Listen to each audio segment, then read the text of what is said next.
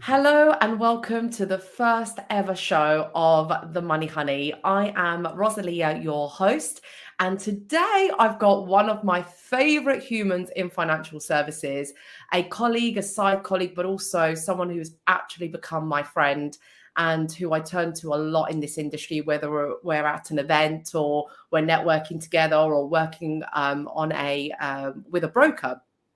And this lovely person is Emma Roberts from Connect for Intermediaries. She's the first guest on The Money Honey, the show that brings women in property and finance. I wanted to create a safe space to highlight the women in the industry. So before we bring her on, let's kick things off.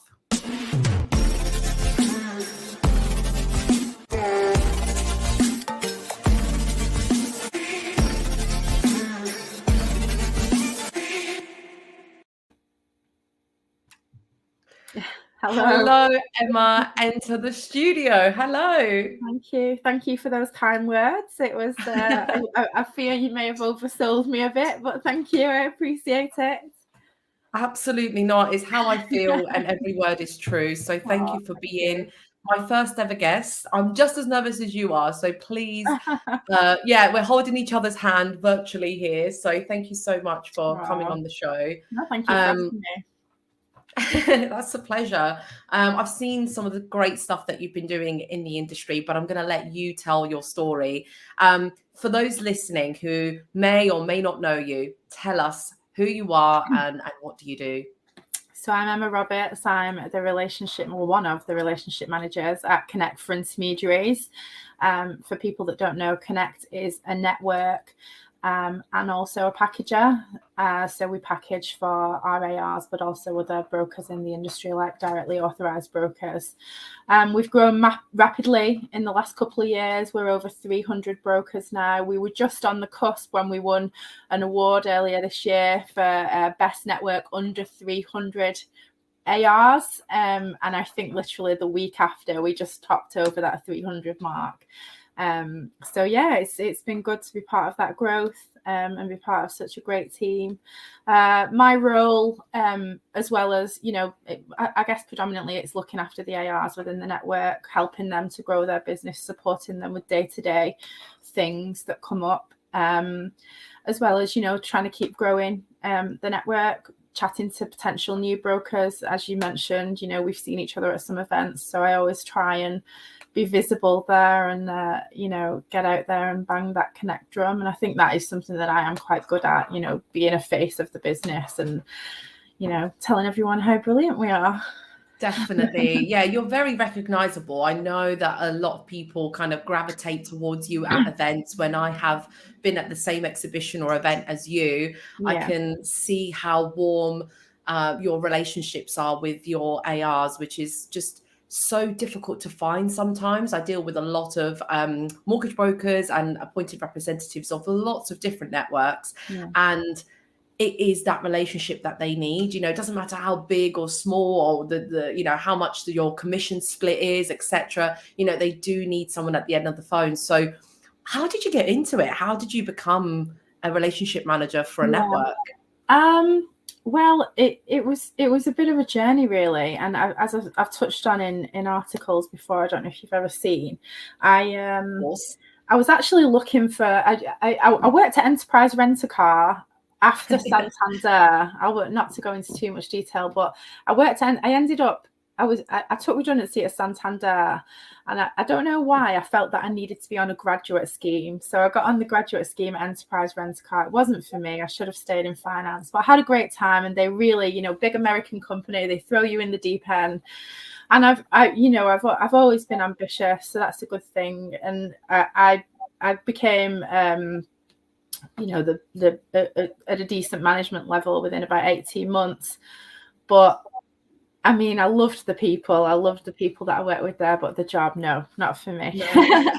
So we've all been there. Yeah, I know. So I knew a few people that worked in medical device sales, and I thought, well, I'm quite personable. You can. It's a transferable skill, isn't it? So I felt like I could learn products. But I kept getting to the final 2 people, and because I didn't have a science degree or any experience, I just kept getting pipped to the post by someone with a bit more experience, and it was so frustrating.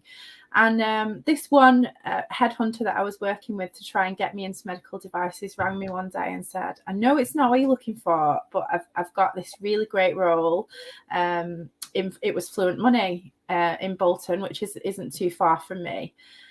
And I thought, do you know what? I've been looking now for months. I'll go for the interview, and I don't mind saying, I thought, well, if I get this job, I'll take it until something better comes up in medical devices. And from the minute I went into that interview with those directors and just got the feel for that company, it was such a buzzing atmosphere. It was such a relaxed interview with, I think it was 2 of the directors. And I came out really wanting the job. That's awesome. Luckily they called me that afternoon and offered me the position, and it just went from there. Really, I just threw myself into it. I didn't even know really what a second charge was at that point, and at that time that was all Fluent did. They were a second charge master broker, so it didn't take long to learn that, and learned the process. And it was a really good starting point for me, because I worked with great people, and they allowed me to do my CMAP, or the first part of it, while I was there before I moved on somewhere else and then carried it on. And I just kind of put myself out of my comfort zone. Like you said in the beginning, I have this warm, but it wasn't always like that. I used to walk into events, whether it be a conference or an event, or even just Roger Morris, who was at Price at the time, was doing these regional road shows, and he'd mentioned them to me, and I just started turning up. And he jokes about this now, like how cheeky I was, but I'd turn up and he'd say, do you know what, because I appreciate how cheeky it is, you just turning up here, I'm going to let you do a 10-minute slot at the end and plug Fluent Money. So it worked. Oh my gosh, that's amazing. I know. And it was just getting to know people like Roger and other people within the industry, and building those relationships, and then you get to meet other people through those relationships, and it's just gone from strength to strength. I'm really lucky. I've got some really good people around me that have given advice, and sometimes get offered or contacted about positions at other places, and I'll ring certain people up and be like, oh, what do you think of this? And I already know my answer, but it's good to have those soundboards and people. Oh, absolutely.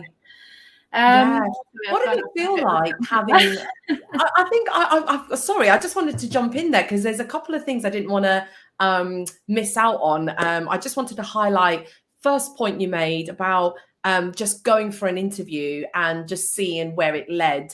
That's exactly how I stumbled upon financial services as well, because I'd just come from somewhere else. But someone else just rang me and was like, this may not be the kind of big company you were looking for, but it kind of requires the same skills that you do have. So I just went along thinking, oh, we'll just see. And it was doing second charges, a lot of second charges, bridging, commercial development. And I didn't even have a mortgage. So I was like, I don't even know what a loan to value is, let alone a second charge. So it was a really difficult place to enter. It's not like, I guess you had the Santander background, but I had no financial background. So it was really hard to enter there. So I just wanted to relate to you on that front. I was just like, what is this? I don't really understand it. So I studied. But the other point I wanted to raise was, what was it like seeing someone, like, say you're a new entrant in the industry, right? And then you see someone like Roger Morris on stage. How do you feel? Like, how are you like, what is the place for me in this world? Was that not daunting? It's very early days. Like I said, I went along to these things, and Roger's an amazing presenter, and he really owns the room, and he's so knowledgeable. He knows what he's talking about. And then I very quickly met Jamie Pritchard, who was coming up at Precise, and he started presenting at some of these events. Again, Jamie just owns the stage. He's fantastic. And you think, God, could I ever present like that? And the answer's probably no. It's not my strongest point, standing up on stage and presenting. Everyone's got their forte, and that's not mine. I do it, it's fine, but I have other things that I think I'm better at. Let's talk about those then. What are you? I know this is putting you on the spot, but what are your strengths? What do you put your success down to? Yeah. Why? Because I don't know why you haven't dropped this in yet, but someone's won an award for something. Yeah, So you yeah, must have I got did. that somehow. I just won the Women's Recognition Award with Financial Reporter for BDM of the Year. Do you know what? It's really straightforward. I don't think I do anything that a lot of other people in the industry don't do, but I think maybe it comes from enterprise. Maybe it comes from I don't know. I always started off working in customer services, and I've always got a customer service head on. Like if people don't reply to emails for ages and stuff, that would give me anxiety. If I've got an email from someone, if I've not dealt with that within at Yes. least a couple of hours, I'd get anxious. So I think I always come back to people really quickly. But I'm always just trying to get myself out there and get the company out there. And I guess I'm a bit pushy in a way. Good. I've wanted Yeah. to meet as many people as possible. The first question you asked was, how did I end up at a network? I didn't even end up answering you because I just went off Yeah. on a tangent. But I met Liz when I worked at Fluent Money. And after that time, I worked at Fluent for, nearly 3 years, I think. And then I went to Positive Lending. I worked there for 4 years. So by the time I came to work at Connect, I'd met Liz like 6 years ago, Yes. 7 years ago, Yeah. at an awards night. We got on, back then there were less and less women at these things. It's got more over the years. So I think women tended to gravitate to each other. Yes. And yeah, we just always kept in touch. So when COVID hit and the industry was a bit shaky, I put some feelers out, and it was just a conversation with Liz, and it was the right place, right time, because we knew each other. She said, I'm looking for someone to work in the north, which has ended up being from the southwest up to Scotland, but it's all good. That's what happens when you work with companies like that.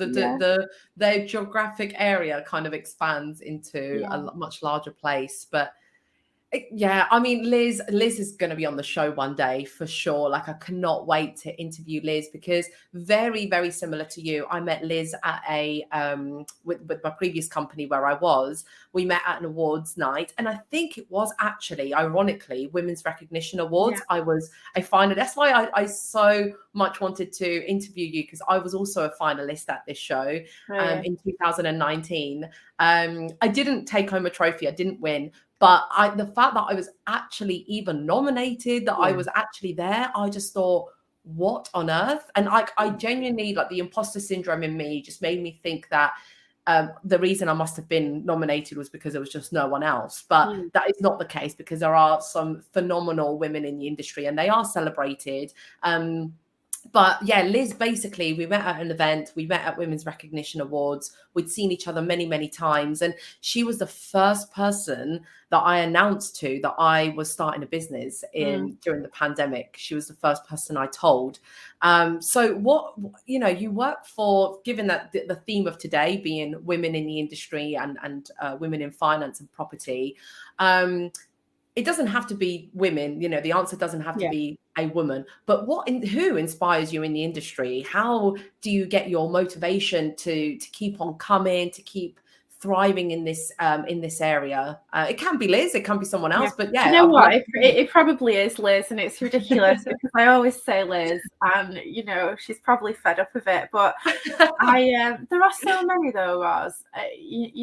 Whether it's people that I know directly that I've worked with, or even just through LinkedIn, people like Kim McGinley and Sarah Tucker. I know Kim. She's an AR. One of her businesses is an AR at Connect. We don't know each other very well. It's always lovely to see her, but just following people's journeys on LinkedIn, seeing what they're doing, especially during tough times, what people are doing to keep busy. And this is one thing that I had a meeting last week with a broker that asked me the same question, but I say it all the time to our ARs. We are in very strange times at the moment. It's a bit uncertain. Really use LinkedIn to see what other people are doing. How are they growing? How are they staying above water? And it's seeing not just women, men as well on LinkedIn. There's so many people that I like to follow. But yeah, Liz, and not because I want to do what Liz has done. You know, I'm not. I don't think I'm the type of person that would ever own my own business. I think I'll always be employed. But I really respect what she's done on the one side, but she's grown this business to such a size now, and will continue to grow. But she's very relaxed. I spoke to her in the car last week, and my husband was in the car, and he said she sounds so chilled out. And I said she is. Considering the size of her business and how many people she's got to manage and juggle and speak to and know, and you know, and then she doesn't just know about her business, she knows about businesses outside of her business. It is intense, you know. I have done the employee life and now I'm doing the business life, and I'm like, how does she do it? How do you do it? Like, it's crazy. I'm sure she has days where she's not chilled out, but she doesn't show it. And she's always kind, you know, she's a great public speaker, but she's a great manager. She's a great leader. And the same with Kevin Thompson. He's my boss. I don't actually speak to Liz that much. I speak to Kevin a lot, and he's the same kind of management style. Also work with Jane Benjamin, who's one of our other directors, but she's kind of on the mortgage side of the business, so don't report. Wonderful lady. Again, they're all really inspirational, you know, people to work alongside. So I feel lucky in that sense. That's fantastic. So what would you say to someone coming into financial services? I mean, I just love your career, your journey. Someone could be watching you right now saying, oh, well, you know, she's done this and she's done that, and I don't know where I'm stuck in my career, or maybe they've just entered and they're not in a job that they like, or what would you say to someone trying to break into financial services and trying to find a space for themselves in this industry? What would you do? I suppose it depends on the position that they want or what they do. But if it's my type of position, which, you know, it is, you know, you're not going to lie, it's a lovely lifestyle. I love my job. I love if you're a sociable person and love going out and meeting people. And I used to be so desperate to go to all the events and desperate for an invite. And this year I've been so lucky. I've literally been invited to everything. And it took a long time for that to happen. But I think let's just focus on a BDM, relationship manager type role. I think, obviously, if you've got no experience in financial services, you're not going to kind of go in and get a job at, I don't know, Barclays or one of the high street lenders. You'd have to have experience there to be in that role. But I was lucky with Fluent. It was a good starting point, helped me to build up my knowledge, like I said, do my CMAT, build up some connections within the industry. And then, not that I've gone from better role to better role, they've all been similar roles, but the reason I moved from Fluent to Positive, for example, was because at the time, as I said, Fluent were only doing seconds, Positive did a lot more. So for my personal development and getting to work with commercial mortgages and bridging and even residential and buy-to-let, it was just the right move for me at the time. And then that naturally has come along to a network, which again was the right move. But I think to try and get into it, yes, I guess most people would have to start at a lower level, and just work your way up. Just push yourself through. You know, ask questions. There's no stupid questions. I'm constantly asking questions. I'm sure I drive Kevin mad because I'm that type of person that needs not only to know the answer, but why. Why did that come to that decision? Like, if we've got a process in Connect for, I won't go into an example, but why do we do that? Why is it done in that order? And he's like, it just is. It just, yes. And I know that could be really frustrating. I think a lot of the firms I've worked with are not new. They're not startups, right? They've been going a long time.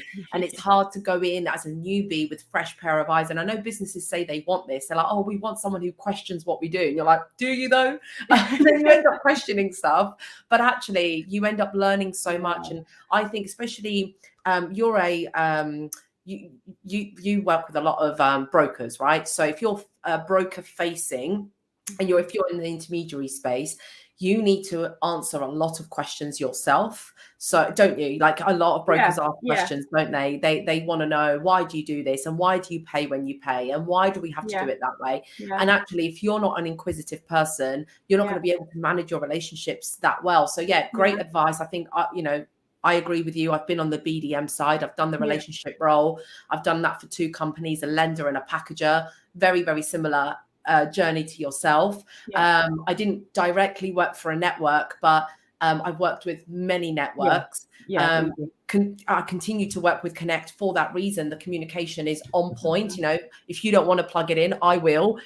Connect is a phenomenal network to work for, and to work with and to work alongside.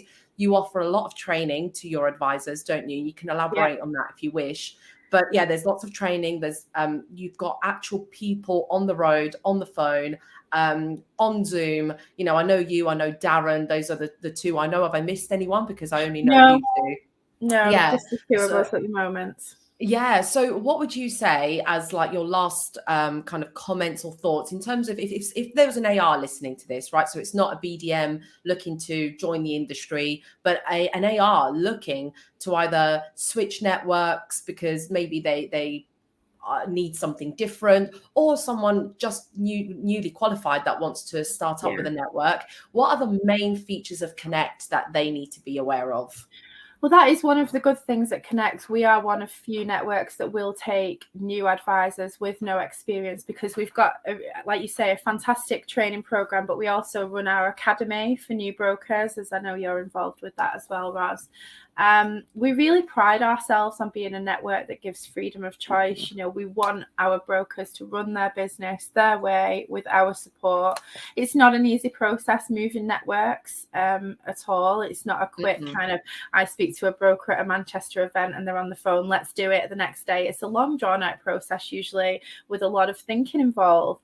But a lot of advisors do it. Like I say, we've had massive growth over the last couple of years. A lot of those brokers are new brokers to the industry, and some are from other networks. We will make the transition as easy as possible without the training team. I'll see. There you go. There's the natural You were nervous. Now I've got technical issues back here. I don't know why my room is falling apart. Brilliant. Safety hazard back here. Don't worry, guys. I'm safe. Emma's safe. Nothing's happened. But apologies, Emma, for that disruption. You were just saying, it's a long drawn out process. It 1000% is. So if people did want to connect with you and say, look, in the future, or I'm currently qualifying, I don't know where I want to join, how might they connect with you? Where can we find you if we want to talk to you about Connect? I've had most people message me on LinkedIn, funnily enough, and we'll swap numbers and have a chat. But yeah, email emma@connectmortgages.co.uk. But just most people through LinkedIn. Obviously, I'm quite active on LinkedIn. I enjoy it. I think it's good to get your personality across, as well as promoting the business and what you're doing as a business. Off the back of that, I've had quite a few brokers send initial messages. Some of those still with existing networks they might come across at some point, and others that have. They come. I know Kevin said to me before, my manager Kevin, he has people come to him that he had conversations with 2 years ago, and it just might not be the right time then, but it is now. Like I say, it's not a quick thing, but we will make it as easy as possible and make the transition as easy as possible. I'm always happy to chat with any broker about our proposition and how Connect, to explore whether Connect would be a good fit for them. That's fabulous, Emma. Thank you so much for sharing your journey, your highlights in the industry. Thank you just for, putting yourself out there and making this, you're leading the way. You are the first ever guest on the show. You can breathe. You did amazing. I've loved talking to you. And I just know that women watching this that are trying to enter the industry, I want them to see, normal people like you and me that came in nervous with no experience, and we found a way, we found a home, and we found good people to surround ourselves with. So thank you for, making, just doing your bit. I really do appreciate that. So that was You're welcome. You're welcome. So, in the show notes, I will be including all of Emma's socials, like LinkedIn, her email address, etc. If you want to reach out to Emma and if you want to hear more about Connect, and don't forget to like and subscribe to the channel. Share this good news with other people. If you know someone that's trying to get into financial services and they want to take the BDM route or they need to speak to a network, then this was a great show to highlight to them. And we've got some amazing speakers coming next. Emma, you've mentioned a couple already, so we're really excited. We're really excited to bring some more speakers to you. But if you want to speak, right? If you want to be a speaker on the show, Emma, how did you find it? How did you find speaking? Yeah, fine. You know, we speak on the phone from time to time, as you said in the beginning. We're just having a chat, aren't we? I'm not sure. You know, you mentioned the imposter syndrome. I think everyone suffers from that at some point. You know, and that just to back up coming into the industry and creating your own space. It's a big enough industry for everyone to be successful, for everyone to do well and create their own little part in this industry. But yeah, we all suffer from imposter syndrome, and 1000%. Yeah, I think the bigger you get, the harder it is, isn't it? Yeah. But once again, thank you, Emma, for being on the show. Thank you for listening, guys. And if you want to be on the show, please do reach out.